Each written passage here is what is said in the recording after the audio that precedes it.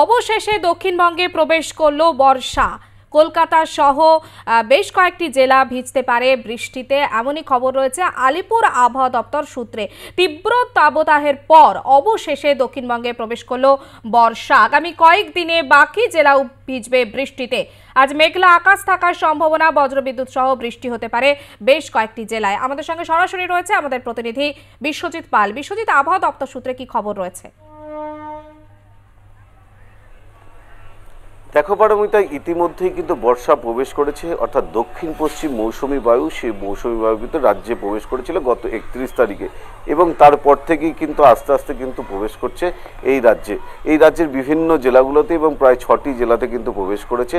এবং তারপরেও কিন্তু এখনও সেভাবে কিন্তু বৃষ্টির যে পূর্বাভাস সেটা কিন্তু বিক্ষিপ্তভাবে রয়েছে, অর্থাৎ যে ভারী বৃষ্টির কথা, সে ভারী বৃষ্টির কথা কোনোভাবেই শোনাচ্ছেন না আলিপুর আবহাওয়া দপ্তর। কিন্তু দক্ষিণবঙ্গে যে এই যে প্রভাব, অর্থাৎ বিক্ষিপ্তভাবে যে বৃষ্টিপাত হবে, এবং আগামীকাল অর্থাৎ আজ এবং আগামীকাল বৃষ্টিপাত হলেও কিন্তু আগামী 27 তারিখ অবধি সেভাবে কোনো বৃষ্টিপাতের কোনো সম্ভাবনা কিন্তু দক্ষিণবঙ্গে নেই।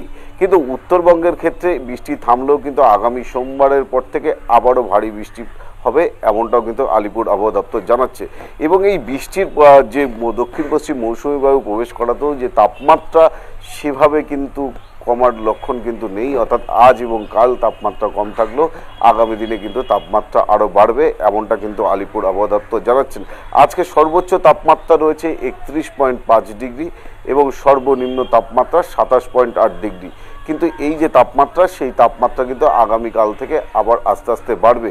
আগামী 27 তারিখের পর থেকে কিন্তু তাপমাত্রা নামবে, এমনটা কিন্তু আলিপুর আবহাওয়া দপ্তর জানাচ্ছেন। এবং 27 তারিখের পরে যে বর্ষা, সেই বর্ষার বৃষ্টি কিন্তু হবে। এই মুহূর্তে যেভাবে দক্ষিণ পশ্চিম মৌসুমী বায়ু ধীরে ধীরে প্রবেশ করেছে, এবং তার ফলে কিন্তু হাওড়া, 2 চব্বিশ পরগনা, হুগলি এবং এছাড়াও কিন্তু 2 মেদিনীপুর, এই সমস্ত জেলাগুলোতে কিন্তু হালকা বৃষ্টিপাতের সম্ভাবনা রয়েছে, কিন্তু ভারী বৃষ্টিপাতের সম্ভাবনা একেবারেই নেই। কিন্তু আকাশ মেঘাচ্ছন্ন থাকবে এবং বেশ কয়েকটি জায়গায় বজ্রবিদ্যুৎ সহ বৃষ্টিপাতের সম্ভাবনা রয়েছে, এমনটা যেমন আলিপুর আবহাওয়া দপ্তর জানাচ্ছেন। এবং উত্তরবঙ্গের ক্ষেত্রে বিদ্যুৎ সহ বৃষ্টিপাত হলেও কিন্তু সেটা খুব ভারী বৃষ্টি হবে না, কিন্তু আগামী সোমবার পর থেকেই কিন্তু ভারী থেকে অতি ভারী বৃষ্টিপাতের সম্ভাবনা কিন্তু উত্তরবঙ্গের ক্ষেত্রে রয়েছে, এমনটা জানাচ্ছেন আলিপুর আবহাওয়া দপ্তর। পারমিতা, একেবারে অনেক ধন্যবাদ বিশ্বজিৎ।